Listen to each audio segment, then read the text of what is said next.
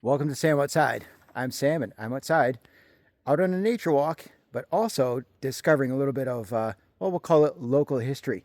I've come across a property marker. So often people see a pile of rocks, not entirely random out in nature.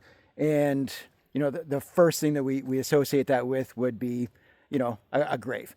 And up here in the height of land, again, given the terrain, there's not a lot of soil. So yeah, it can make sense. But given its size, if I didn't have this post here, it might serve another purpose. So from my experience, I know that at one time in our local history, these would have been property markers. And I'm lucky enough to find a cedar post that's still marked. And when I do have the pleasure of engaging some guests, some youth, I enjoy taking them to this little bit of a landmark that's out here in our forest, especially when they're high school students, because this was carved and placed here by people who might have been of a similar age. Much earlier on in our local history, a couple of the youth with a pack mule would have been sent out with a length of chain. That's what they would use to measure a compass and a length of chain. And when they got to the end of the chain, find some rocks, make a pile, often carving a cedar post, and then they'd have to hand carve what they needed. And they'd be out for days, sometimes weeks, until their rations or supplies ran out.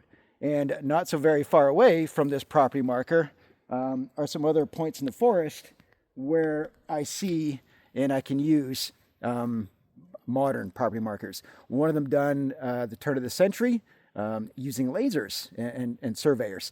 And then most recently, there would have been another one done probably in the last 15 years, and it would have used satellite technology. But it's amazing that within a couple meters, something that was done at the turn of the century, the last century, and then another two markers, which honestly are not that far away, and given the rotation of the Earth and technological advances, it's amazing how accurate this is. So myself, I know that when I come here and I've got a group of students, if I can get them to follow around all four sides of this post, I can demonstrate that just in this one space that we're actually all standing on four different properties. The folks who'd be standing on this side would have clearly been paying their taxes to Mr. Draper. And on one side, they would be living on lot number 20, and on the other side, lot number 21.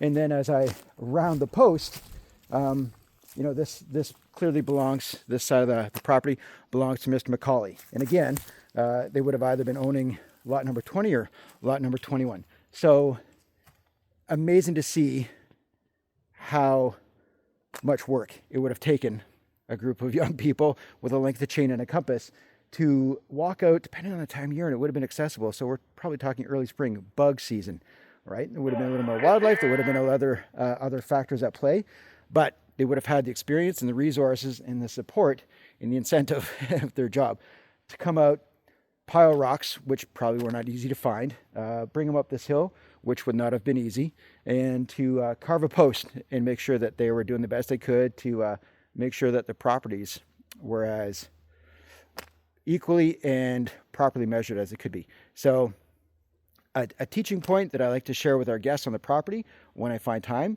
and it still amazes me that this post is here after all these years. So thought I would share.